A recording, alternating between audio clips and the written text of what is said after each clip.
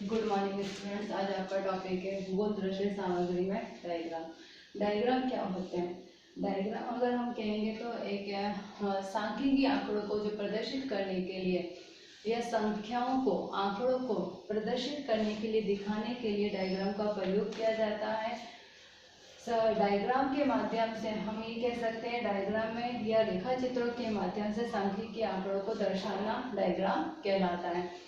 Diagram के कई सारे प्रकार होते हैं। जब हम सांख्यिकी आंकड़े जनसंख्या है, कृषि उत्पादन है, खनिज है, इन सब को हम जब रखते हैं या समझाने की कोशिश करते हैं तो हम कई सारे डायग्राम का प्रयोग करते हैं, कई सारे डायग्राम बनाते हैं। तो सबसे पहला है साधारण बार डायग्राम।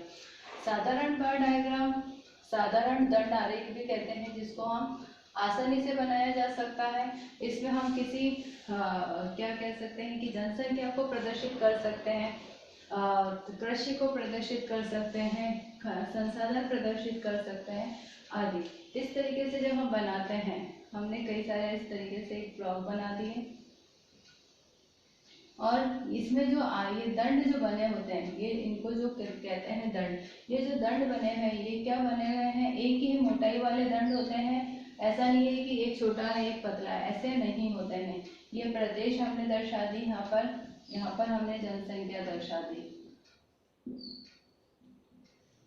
जनसंख्या, और यहाँ पर हमने नंबर रख दिए 100, 200, 300, 400, 500, 600। यहाँ पर हमने क्या करा कि जो जनसंख्या है 1981 मध्य प्रदेश इतनी है। फिर 1991 महाराष्ट्र और 1999 पंजाब। तो हमने क्या करी है, इसके आधार पर हमने एक जनसंख्या का या सिंपली हमने दंड आरेख बना दिया। तो साधारण दंड आरेख जिसमें जो दंडों की मोटाई समान होती है, एक जैसी होती है, और इसका प्रयोग हम जनसंख्या, कृषि उत्पादन, खनिज संसाधन आदि को दर्शाने के लिए करते हैं। दूसरा होता है मिश्रित दंड आरेख। मिश्रित दंड आरेख जिसको मैं एक ही आरेख में या जब हम एक आरेख बना रहे हैं तो उसमें दूसरा आरेख की सूचना जुड़ी होगी। मतलब एक में दो चीजों को हम समझा सकते हैं एक आरेख के माध्यम से। जब हम मिश्रित दंड आरेख बना रहे हैं तो इस तरीके से हमारा मिश्रित दंड आरेख होता है। इसमें भी हम कई सारी विषय वस्तु समझा सकते हैं। जैसे हमने अभी ये किसी स्कूल का हम कि बालक एक स्कूल में, प्राथमिक स्कूल में कितने बालक है और कितनी बालिका है, उसका जब हम दंड आरेख बना रहे हैं तो इसी तरीके से दंड बनेंगे, लेकिन उस एक के साथ एक दंड बना हुआ होगा, मतलब उससे जुड़ा हुआ होगा, और दोनों ही दंड समान उसके होंगे। फिर हम ये ले सकते हैं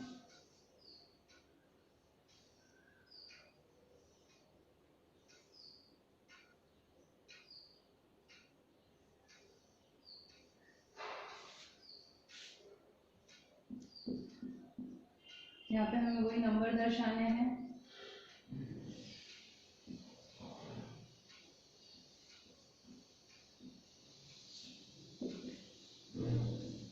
अब हम इसमें क्या दर्शा रहे हैं, जैसे हमने इस जगह पे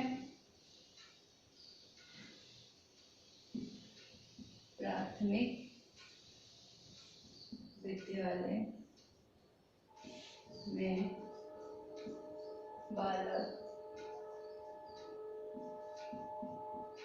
बालिकाओं की संख्या, अब इस तरीके से हमने दो रखे।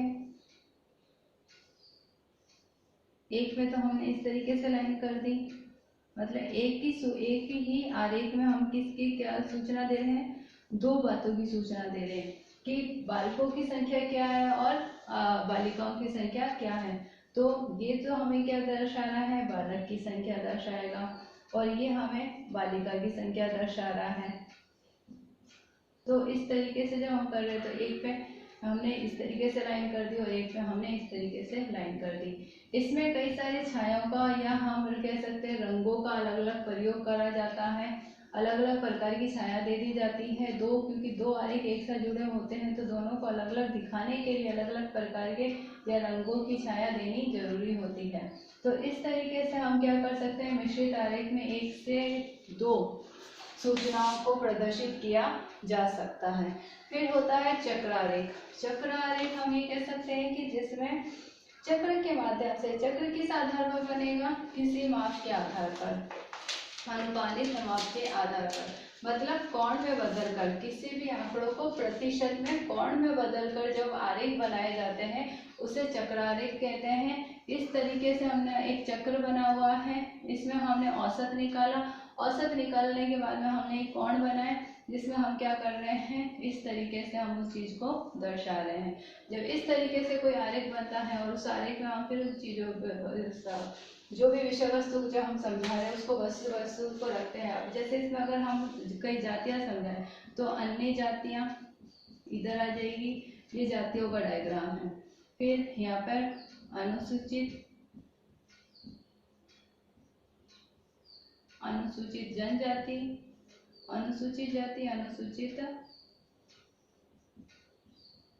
जनजाति, फिर ब्राह्मण, क्षत्रिय।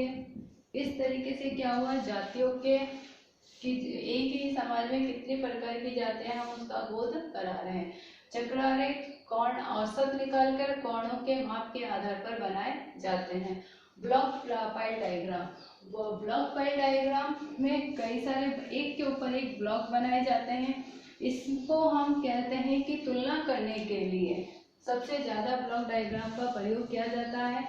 ब्लॉक डायग्राम बनाते समय हमें, जब हम ब्लॉक बना रहे हैं तो एक के ऊपर दूसरा ब्लॉक हम बनाते जाते हैं और उसके माध्यम से हम विषय वस्तु को समझाते हैं। इसमें भी कई सारे आंकड़े होते हैं। जिस तरह से हमने इस तरीके से एक ब्लॉक बनाया, इस ब्लॉक में हमने क्या करें, कई सारी चीजों को दर्शा दिया। अब 1 block, 2 block, 3 block, 4 block, 5 block, 6 block, 7 block, तो ये सारे ही ब्लॉक क्या कर रहे हैं, आंकड़ों को प्रदर्शित कर रहे हैं। तो इस तरीके से ब्लॉक पाइल डायग्राम बनाया जाता है। तुलनात्मक अध्ययन करने में ब्लॉक पाइल डायग्राम का प्रयोग ज्यादा किया जाता है।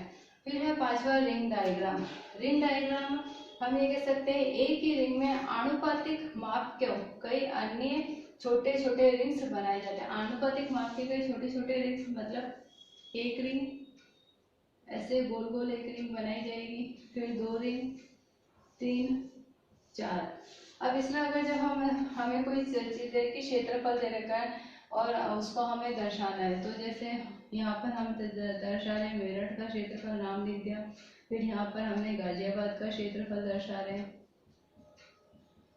फिर यहाँ पर हम उत्तर प्रदेश का दर्शा रहे हैं और यहाँ पर हम राजस्थान का दर्शा रहे हैं। तो इसमें क्या हुआ, रिंग बनी हुई है, पूरी रिंग के अंदर ही सारी सूचनाएं एक दूसरे से हम सूचनाओं को प्रदर्शित कर रहे हैं। किसके आधार पर, आनुपातिक माप के आधार पर। आयत डायग्राम, आयत डायग्राम का प्रयोग भी तुलनात्मक अध्ययन के लिए किया जाता है। इसमें डायग्राम जो बनता है आयत के आधार पर बनेगा, मतलब उसका जो एक तरीका होगा इस तरीके से आयत के रूप में होगा। एक ही आयत के अंतर्गत कई सारे आयत होंगे और उसके अंतर्गत सूचनाओं को प्रदर्शित किया जाएगा। इसमें अब हम लिख सकते हैं फिर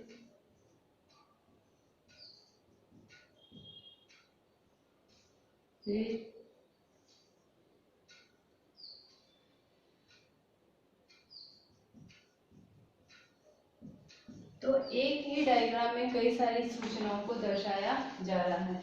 एक लास्ट डायग्राम और होता है स्फीयर डायग्राम। स्फीयर डायग्राम का प्रयोग भूगोल में सबसे ज्यादा करा जाता है और तुलनात्मक अध्ययन करने में स्फीयर डायग्राम का प्रयोग भी अधिक से अधिक होता है। स्फीयर डायग्राम जो मापक के आधार पर स्फीयर को आकार निर्धारित किया जाता है। मापक के आधार पर स्फीयर निर्धारित होता है। जैसे बीकानेर व चूरू जिलों का क्षेत्रफल हमें दर्शाना है तो हम जब क्षेत्रफल दर्शा रहे हैं, आप पहले तो स्फीयर डायग्राम बनेगा इस तरीके से।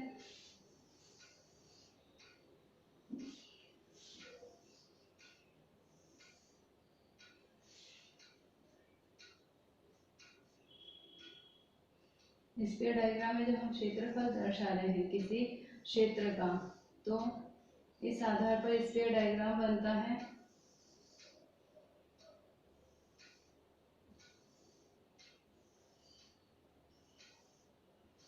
भूगोल शिक्षण में स्फीयर डायग्राम का सबसे ज्यादा प्रयोग होता है। तो ये क्षेत्रफल दर्शाएगा किसका, बीकानेर का, और ये जब क्षेत्रफल दर्शाएगा ये किसका दर्शाएगा, चूरू का, कि इतना क्षेत्रफल, ये छोटा है ये बड़ा है, इसका क्षेत्रफल ज्यादा है इसका क्षेत्रफल कम है। तो इस तरीके से स्फीयर डायग्राम बनाया जाता है। तो डायग्रामों के कई सारे प्रयोग होते हैं ज्योग्राफी में या विज्ञान में या किसी भी सांख्यिकी आंकड़ों को प्रदर्शित करने में सभी डायग्रामों का प्रयोग किया जाता है। सभी डायग्राम की अपनी अपनी एक विशेषता है। साधारण डायग्राम कभी भी बनाया जा सकता है, किसी भी आंकड़ों को प्रदर्शित किया जा सकता है। मिश्रित जिसमें दो सूचनाएं एक साथ प्रदर्शित की जाती है। चक्रारेख जिसमें औसत निकालकर कोणों के माध्यम से चक्र बनाकर चक्र को डिवाइड, एक ही उसको डिवाइड कर कर कोणों के आधार पर डायग्राम बनाया जाता है। ब्लॉक फाइल डायग्राम, एक के ऊपर एक ब्लॉक लगाई जाती है और कई सारी सूचनाओं का एक साथ तुलनात्मक अध्ययन किया जाता है। रिंग डायग्राम जिसमें आनुपातिक क्षेत्रफल निकालकर अलग अलग रिंग के आधार पर, मतलब एक गोले के अंतर्गत कई सारी रिंगों का प्रदर्शन किया जाता है और उसको दर्शाया जाता है। आयत डायग्राम जिसकी आकृति क्या होती है, आयत के अनुसार होती है, आयत बनाकर उसमें कई सारी सूचनाएं प्रदर्शित की जाती है। स्फीयर डायग्राम, इसका सबसे ज्यादा प्रयोग भूगोल शिक्षण में होता है। स्फीयर डायग्राम तुलनात्मक अध्ययन के लिए भी प्रयोग में लिया जाता है और क्षेत्रफल को दर्शाने में स्फीयर डायग्राम का सबसे ज्यादा प्रयोग किया जाता है। तो दृश्य सामग्री में डायग्राम कि जितने भी प्रकार के मैंने आपको बता दिए, इससे संबंधित आपके नोट्स और आपके क्वेश्चन आपको पीडीएफ में सेंड कर दीजिए।